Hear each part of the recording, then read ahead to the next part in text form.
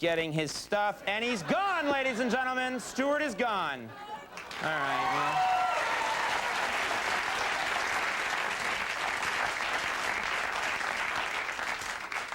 Maybe we can beam him back. Star Trek joke. Folks, since no one's watching tonight, tonight's actually the best night to show really disturbing and outrageous footage. Because if you show this any other time, you're going to upset a lot of people. But tonight, you're not going to upset anyone. So, folks, right now, we're going to show a piece of footage from the 1992 footage of Mother...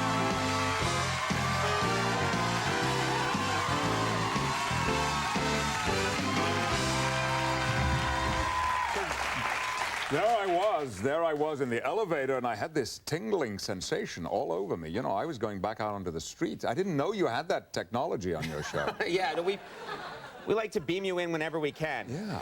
We do the best we can. How wide a range do you have with that equipment?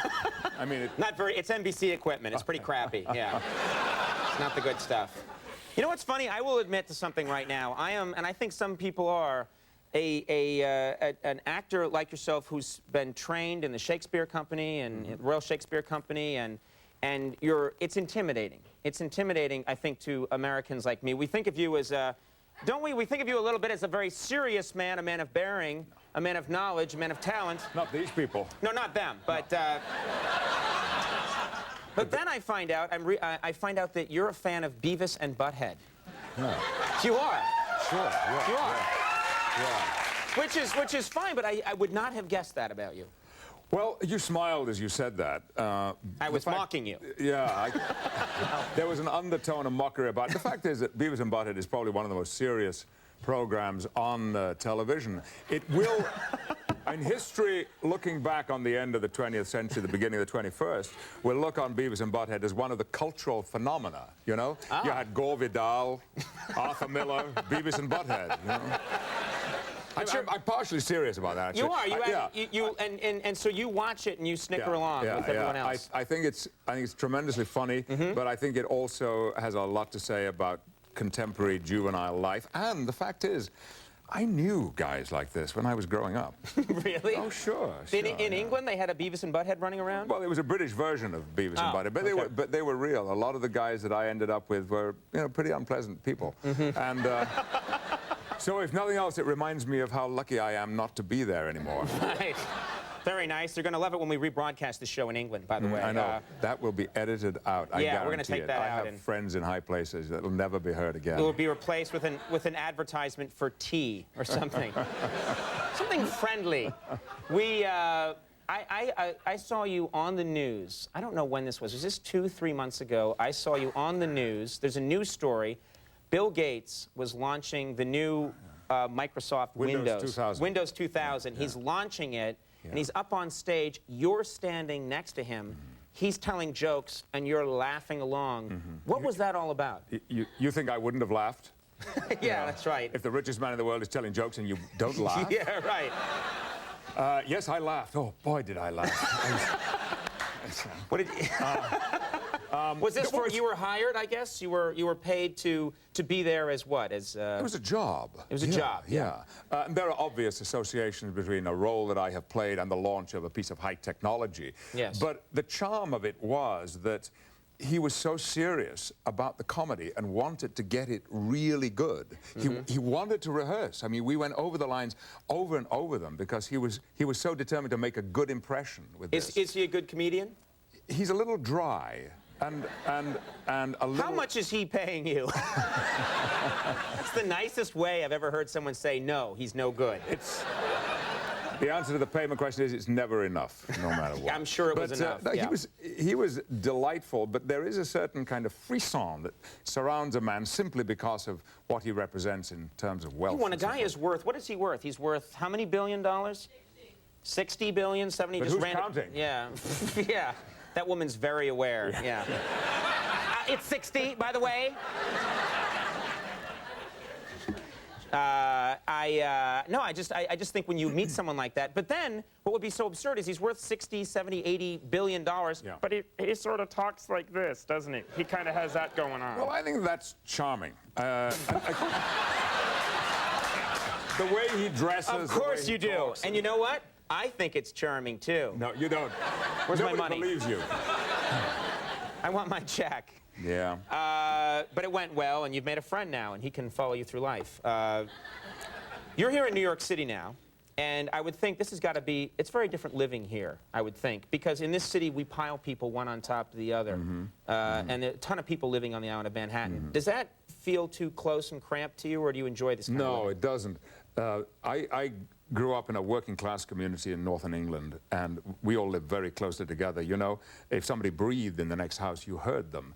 And it has its downside that you had no privacy or very little privacy, but also people were there for you too. If you had any problems, there were always neighbors who could help 24 hours a day. So I was very familiar with that, and I like the closeness and proximity of humanity that you meet in New York, especially you step out of the hotel or step out of an apartment building. I like the way you said that, humanity. I like that. It was cool. I can't say it like that. You're mocking me again. No, I'm not. I liked. No, I was not. I was liking the way I have the voice of a 14-year-old boy, and I wish I could talk like that.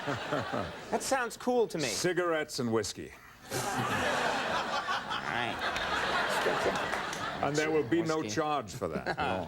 So you don't mind it? You don't mind living in the high rise here? You know, in fact, I always insist on living as high as possible, because it seems to me if you're going to be in New York, you need to see New York. One of the great things about this city is its panorama and its architecture, the scale of the city. When I walk into my apartment, I look down the corridor out of a window, and I can see, what, 50 blocks south of me, I can see the Empire State Building. And every time I see it, it gives me a thrill. Yep. And I think sometimes maybe there's somebody on top of the Empire State Building looking north and saying, every time I look out of my window, I can see Patrick Stewart's apartment, and it gives me such a thrill. Do you think that's possible? There is such a person? Yes, yes, I do. It means so much to me to hear that. Powerful binoculars. Have you tried that, by the way? That's a real thrill here in the city. Oh. Look around and, ooh. Well, it's a requirement, sure. I have binoculars. You like to look around? It is. It is, no. Let's talk about this openly, because how can you resist the temptation? You have binoculars in your apartment, Sure, don't you? Yeah, yeah. I have them around my neck all the time. And yes, it's true. You know, in my case, I should make this clear. I'm an actor. So when I lift up the binoculars and look into a neighbor's window, what I am doing is research. There is... Nicely said. You see, That's nice. it's true. There's nothing really voyeuristic about that. No, not at all. No. But, you know, it's open season. You leave your blinds open, your curtains undrawn. Right. You're inviting someone like me to look in. And it is part of the charm of life in Manhattan. Very nicely said. Yeah, and I, as a comedian, need to see how people undress and to observe the way that... What kind of binoculars do you have, by the way? I have the I-80s. They're amazing. They're it's amazing. You know what? Technology. Telescopes really are the thing, of course. You can get much more power with telescopes. We should talk. We'll compare equipment. We sure will. Well, I'm not sure about that.